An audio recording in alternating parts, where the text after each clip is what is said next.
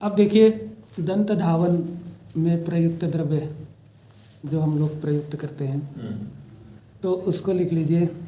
करंज, करवीर, अर्क, मालती, ककुभ, असनाह। अगली लाइन से शस्यन्ते दंत पवने ये च अपि एवं विधा द्रुमा। द्रुम माने पेड़, ठीक है। और कुछ और नाम लिखे हुए हैं वो भी चरक के ही हैं। ये चरक संहिता के सूत्र स्थान 5वें अध्याय से आपने लिखा है। ये तो द्रुम के बारे में लिख दिया, बाकी अब इनके पार्ट्स के बारे में लिखा है जो हम नाम पढ़ रहे हैं, आप खाली सुन लीजिए। जाति कटुक पूगानाम लवंगस्य फलानि च कक्कोलस्य फलम पत्रम तांबूलस्य शुभम तथा कर्पूर निर्यासः सूक्ष्म एलायाः फलानि च धार्याणि आशेन वैसद्य रुचि सौगंध्यम इच्छता। जिनको मुख विशदता की, मुख सौगंध की और वैसद्य और रुचि की जिनको इच्छा है उन्हें इन चीज़ों को मुख में धारण करना चाहिए। इनमें से किसी को भी कर सकते हो और इनमें से सभी को कर सकते हो, ठीक है। तो एक तो इसका मतलब क्या है, दोनों में हमको अर्थ समझने हैं। ये जो हमने अभी लास्ट में पढ़ा कि वैसद्य अरुचि सौगंध्यम इच्छता, जिनको ये तीन बातों को चाहिए होना है, तीन में से एक चाहे, तीनों चाहे, तो इन्हें मुख में धारण करके रखना है, ठीक है। धारण करके रखने का मतलब ये नहीं है दतून को आप धारण करके नहीं रखते, दंत पवन को तो खाली थोड़ी देर करते हैं फिर फेंक देते हैं। अब इससे दो तरह के ड्रग्स आपको बता दिए गए, आप ध्यान करो। एक वो है जिनको लॉन्ग टर्म आपको शरीर के कांटेक्ट में जब तक रहेंगी उस समय तक वो एंटी माइक्रोबियल वर्क करेंगे और कफ का शमन करते रहेंगे, कृमि का नाश करते रहेंगे, ठीक है। कफ के बढ़ने से पिछिलता उत्पन्न होगी, ठीक है, विशदता नष्ट होगी। कफ के बढ़ने से अरुचि उत्पन्न होगी, ठीक है। और कफ के मलिन होने से दुर्गंध। तो ये कफ स्थान है और यहाँ पे कफ की पिछिलता, यानी कफ बढ़ेगा तो पिछिलता और अरुचि दोनों बढ़ जाएंगी। मुंह में जैसे नहीं कुछ चिपकने जैसा लगेगा, चिपचिपापन रहेगा और आपको खाने की कोई इच्छा कम होगी और इवन जब खाएंगे तो टेस्ट ठीक से नहीं मिलेगा, है ना। तो फिर अरुचि होगी।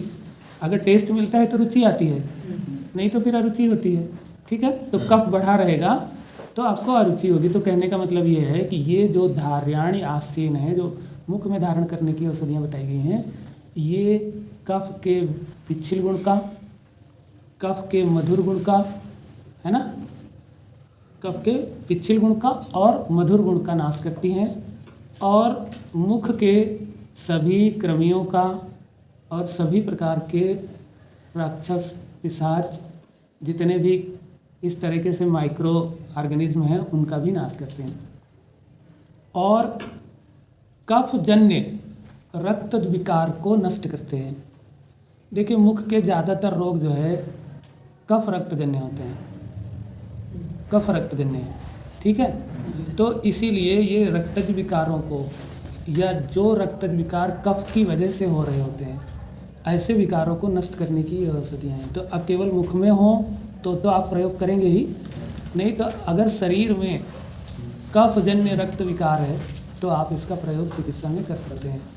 कफजन्य रक्त विकार में आप ऐसा समझ सकते हैं कि जैसे आप कहते हैं खून गाढ़ा हो गया या बहुत पिछिल हो गया तो उसके प्रवाह में, गति में रुकावट आएगी, है ना। तो खून गाढ़ा हो रहा है तो आप इन्हीं औषधियों को चिकित्सा में प्रयोग करिए, खून गाढ़ा नहीं होगा, ठीक है। दूसरा, जैसे पिछिलता बढ़ गई तो अग्नि मंद हो रही होगी, रक्त की अग्नि मंद होगी तो आपकी प्रभा की हानि हो रही होगी। अगर त्वचा में छाया बढ़ रही है और प्रभा हानि हो रही है तो वो कफज रक्त विकार होने के चांस हैं, ठीक है। और श्वेताभता बढ़ रही है तो कफज रक्त विकार होने के चांस हैं, है ना। देखिए अगर श्यावता बढ़ रही है तो वातिक रक्त विकार होगा, है ना। और कोई अलग वर्ण प्रकट हो रहा है तो वो पैतिक रक्त विकार होगा। और यदि श्वेताभता बढ़ रही है ना, तो कफज है। समझ में आया? तो आपको इन्हीं औषधियों का प्रयोग करना चाहिए ऐसी बीमारियों के लिए, ठीक। अब एक बात पता चल रही है कि इनकी हाफ लाइफ ज़्यादा लंबी नहीं है। ये जो ड्रग्स जो आप मुख में धारण करेंगे, इनकी हाफ लाइफ ज़्यादा नहीं है। इसको आप धारण करेंगे तो कुछ समय तक ये अपना काम करेंगे। इसको बार बार धारण करना है, हर बार भोजन करने के उपरांत धारण करें। कारण जैसे भोजन करते हैं तो मुख में बहुत सारा मधुर या कफ, मधुरता और कफ बहुत उत्पन्न हो जाता है। उससे कृमि और राक्षस पिशाच आदि मुख में बहुत बढ़ने लग जाते हैं। तो उनका नाश करने के लिए कर्पूर आदि जो इसमें है वो सब उनका नाश करते हैं। और कफ की पिछलता का और मधुरता का नाश करते हैं। तो सीधे सीधे ऑर्गेनिज्म पे भी काम करते हैं, प्लस कफ पे भी, जो उनका पेट्रोल है, जो उनका फ्यूल है, उसको भी नष्ट कर देता है। तो फिर बैक्टीरिया या जो भी इस तरह के कृमि वगैरह भी हैं वो भी ग्रो नहीं कर पाते हैं। लेकिन ये थोड़ी देर के, यानी इनका लॉन्ग टर्म एक्शन नहीं है। तो आपको ऐसा नहीं कि दिन में एक बार धारण कर लिए तो फिर पूरा दिन का इंतजाम हो गया, है ना। हाँ, ये तत्काल के लिए है, थोड़ी देर के लिए है। अब लॉन्ग टर्म यूज किसका है? वो दंत पवन का है। आप 2 बार मैक्सिमम दातून करने का विधान है, एक प्रातःकाल और एक सायंकाल भोजन के उपरांत। एक भोजन के पहले है, एक भोजन के उपरांत है, ठीक है। तो ऐसा अगर आप करते हैं तो ये 24 hour working anti microbial drugs हैं, यानी इनकी हाफ लाइफ बहुत लंबी है और साथ में हाईली पोटेंट है कि थोड़ा ही देर धारण करने से वो पूरे बैक्टीरिया मर जाएंगे। तो देखिए, एक है जो पहले वाली थी वो बैक्टीरियोस्टैटिक ड्रग्स थी, जो पहले वाली थी उनमें भी बैक्टीरियोसाइडल हो सकती हैं उनमें से कोई। लेकिन जो ये वाली हैं दंत पवन वाली, ये सभी बैक्टीरियोसाइडल ड्रग्स हैं। आप समझ गए? यस। वर्मीसाइडल है, बैक्टीरियोसाइडल है। दंत पवन कौन है? जो मार देगा तत्काल। अब तुरंत मार दिया तो अब दूसरे को ग्रो करने में या दूसरे और इन्फेक्शन को आने में, ग्रो करने में समय लगेगा, ठीक है। यस। लेकिन ये वाले क्या हैं? स्टैटिक हैं, वो रोक देते हैं, रोक के रखते हैं। तो अगर कंडीशन बदल गई तो फिर ग्रो कर सकते हैं, इसीलिए उनको बार बार धारण करना है। तो फिर वो बैक्टीरिया वगैरह जो है ना, अगर अपना वो जो भी उनका मेटाबॉलिज्म है वो नहीं हो पाएगा स्टैटिक कंडीशन की वजह से, तो वो मर जाएंगे। लेकिन वो देर से मरेंगे। और ये क्या करते हैं? तत्काल मारने का ही काम करते हैं। अंतर समझ में आ रहा कुछ कि नहीं? यस। इसीलिए अब अगर आपको ये बात पता चल गई तो अगर बैक्टीरियल कंडीशन है तो इन औषधियों का आप जो है एंटी बैक्टीरियल प्रयोग आप शरीर के किसी भी भाग के लिए ले सकते हैं।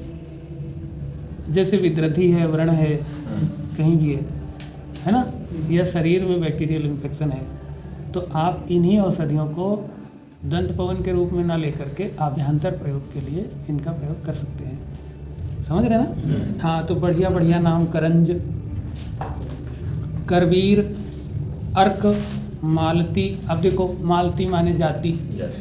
अब जाति आदि तैल का नाम आप सुनते ही हो, है ना। क्लियर हो गया कि अब इसको व्रण विद्रथी आदि में करवीर आदि तैल आता है, इसी तरीके से, है ना।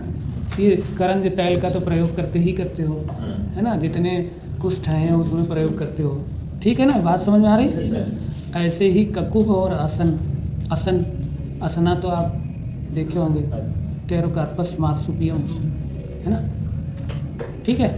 हाँ, तो ऐसे ही सस्यंते, ये प्रशस्त हैं। देखिए, ये ऐसे ड्रग्स हैं जो रक्त का कोप नहीं करेंगे, परंतु ज़्यादातर जो एंटीमाइक्रोबियल ड्रग्स होते हैं वो रक्त का कोप कर सकते हैं और साथ साथ ओज को नष्ट कर सकते हैं, ठीक है। लेकिन ये जो दंत पवन रूप में लिए जा रहे हैं ये रक्त को कुपित नहीं करते हैं, ये बड़ी खास बात है। इसलिए ऐसे ड्रग्स को अगर आप एंटी माइक्रोबियल फंक्शन के लिए आप भयांतर रूप से प्रयोग करेंगे तो आपका रक्त कोप भी नहीं होगा और ओज क्षय भी नहीं होगा, ओजनाश भी नहीं होगा। समझ में आ रहा है? Yes. तो इनको याद रखिए और अपनी चिकित्सा में इसे प्रयोग करते रहिए, ठीक है।